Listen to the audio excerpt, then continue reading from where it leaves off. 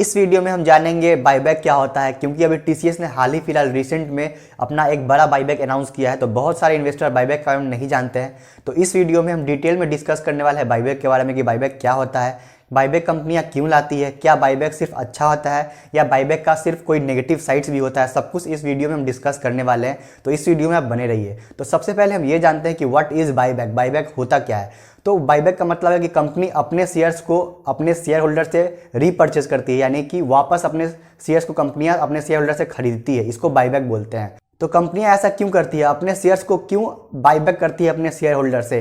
तो जिन कंपनियों के पास एक्स्ट्रा कैश होता है उनके बैलेंस शीट में, तो उन कैश का यूज करने के लिए कंपनियां बाईबैक करती है, अपने ही शेयर्स को परचेस करती है। उनके पास दूसरा ऑप्शन होता है डिविडेंड देने का।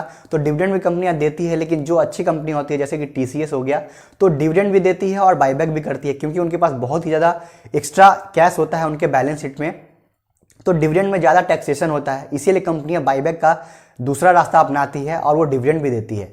तो कंपनियां ऐसा क्यों करती है ये आप समझ गए। लेकिन क्या सभी कंपनियां ऐसा करती है, सभी कंपनियां बाईबैक करती है? सभी कंपनियां तो ऐसा नहीं करती है। कुछ बड़ी बड़ी कंपनियां हैं वही बाईबैक करती है जिनके पास पैसा होता है उनके बैलेंस शीट में। ऐसा इसलिए क्योंकि जिनके पास कैश रिच होता है, और भी कंपनियां हैं जो और भी सेक्टर की कंपनियां हैं जिनके पास कैश होता है उनके बैलेंस शीट में, या तो वो अपने ही कंपनी में री इन्वेस्ट करती है, या तो वो एक्वाजिशन करती है, या अपने पोर्टफोलियो को और ऐड करता है, अपने बिजनेस को और बढ़ाने में अपने पैसे को री इन्वेस्ट करती है।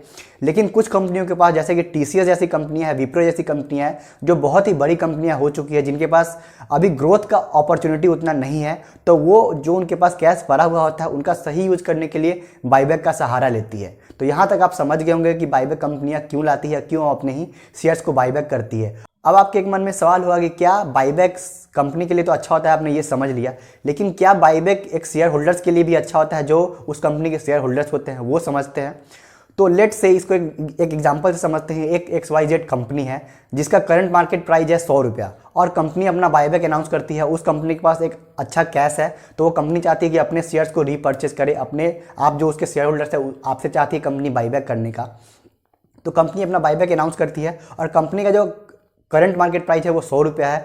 Total number of shares company के 100 शेयर्स है, और उसका जो मार्केट कैपिटलाइजेशन होगा, जो total number of shares multiplied by current market price, तो 100 × 100 से अगर मल्टीप्लाई करेंगे तो मार्केट कैप निकल जाएगा, जो कि है 10,000 का मार्केट कैप है XYZ कंपनी का। अब कंपनी आपके लिए बाईबैक ला रही है, और करंट मार्केट प्राइस पे ही, यानी कि जो करंट मार्केट प्राइस चल रहा है, जो 100 रुपये का जो भाव चल रहा है मार्केट में, उसी पे बाईबैक कंपनियां ला रही है। तो क्या ये शेयर होल्डर्स के लिए अच्छा है या नहीं अच्छा है? तो ऐसा बाईबैक जो करंट मार्केट प्राइस पे ही आता है वो कंपनी के लिए तो अच्छा है, लेकिन शेयर होल्डर्स के लिए अच्छा नहीं है, क्योंकि इससे कंपनी को फायदा होने वाला है, एज ए शेयर होल्डर्स आपको कोई फायदा नहीं होने वाला है। तो ऐसे बाईबैक में आपको पार्टिसिपेट नहीं करना चाहिए, जो करंट मार्केट प्राइस पे ही जिसका बाईबैक आता है। और नॉर्मली ऐसा कंपनियां नहीं करती हैं, क्योंकि अगर XYZ कंपनी अगर करंट मार्केट प्राइस पे ही अपना बाईबैक लाएगी, तो कोई भी जो शेयर होल्डर्स हैं, जैसे कि आप उसके अगर शेयर होल्डर्स हैं, तो आप उसमें पार्टिसिपेट नहीं करेंगे, क्योंकि इससे आपको नुकसान है और कंपनी को फायदा है। इसीलिए जब भी बाईबैक लाया जाता है कंपनी के द्वारा, तो हमेशा एक प्रीमियम भाव पे होता है। क्योंकि कंपनी बाईबैक क्यों लाती है? बाईबैक कंपनियां इसलिए लाती है क्योंकि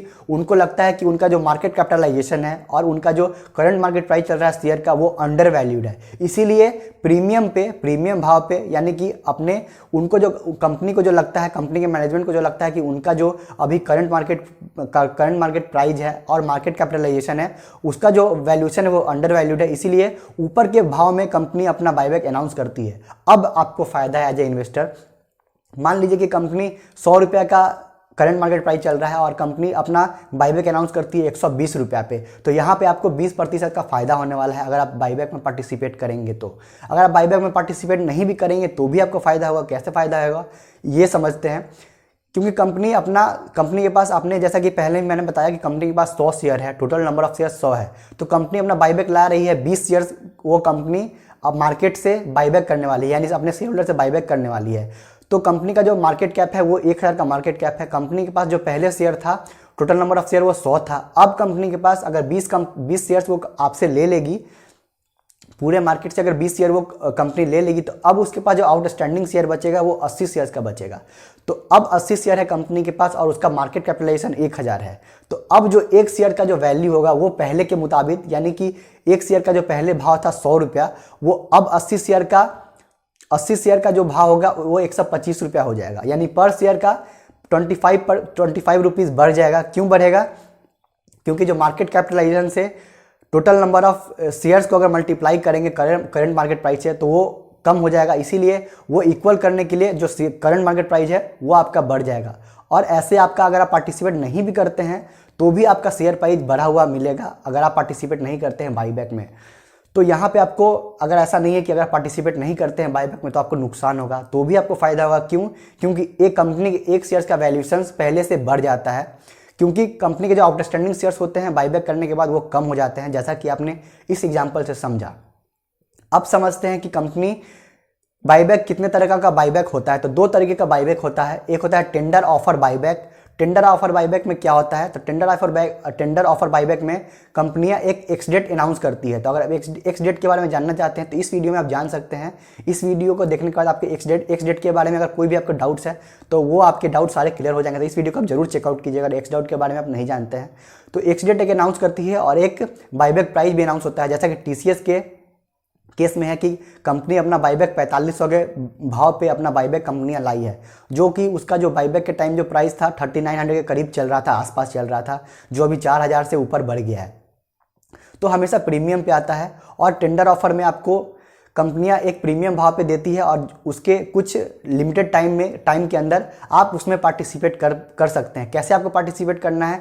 तो जो भी आपके ब्रोकरेज है, जो जिस भी ब्रोकरेज में आपका डीमैट अकाउंट है, वहां से जाके आप उस बाईबैक में पार्टिसिपेट कर सकते हैं एक लिमिटेड टाइम में, जो कंपनी के द्वारा बताया जाता है कि यहाँ इतने टाइम से इतने टाइम तक बाईबैक लिया जाएगा। अगर आप पार्टिसिपेट करना चाहते हैं तो कर सकते हैं। क्या बाईबैक में जितने शेयर्स के लिए पार्टिसिपेट करेंगे, क्या कंपनी आपके सारे शेयर्स को बाईबैक कर लेगी और सारे शेयर्स का पैसा आपके अकाउंट में ट्रांसफर कर देगी? तो ऐसा नहीं होता है। अगर जो भी बाईबैक कंपनी के द्वारा अनाउंस किया गया है, अगर उससे ज़्यादा का अगर बाईबैक आता है, कंपनी के पास बाईबैक का नंबर ऑफ शेयर्स आता है, तो कंपनी उसी रेशियो में सभी इन्वेस्टर से बाईबैक शेयर्स लेती है। यानी कि अगर आपके पास 10 शेयर है टीसीएस का और कंपनी ने अनाउंस किया है कि 100 शेयर वो बाईबैक करने वाली है, तो अगर आपने 10 शेयर्स के लिए बाईबैक किया है और उसके पास multiple number of shareholders है, तो वो उसी रेशियो में, यानी कि अगर सभी से एक एक शेयर्स का बाईबैक करेगी, ऐसा नहीं कि एक किसी इन्वेस्टर से 10 शेयर बाई करेगी, एक से 5 शेयर करेगी, तो वो उसी रेशियो में बाईबैक करती है। और जितने भी शेयर्स बाईबैक करेगी कंपनी, वो आपको ईमेल में बता दिया जाएगा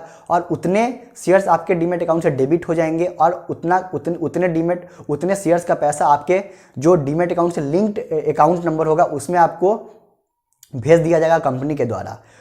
और दूसरा जो तरीका होता है बाईबैक करने का, वो होता है open market offer, open market buyback.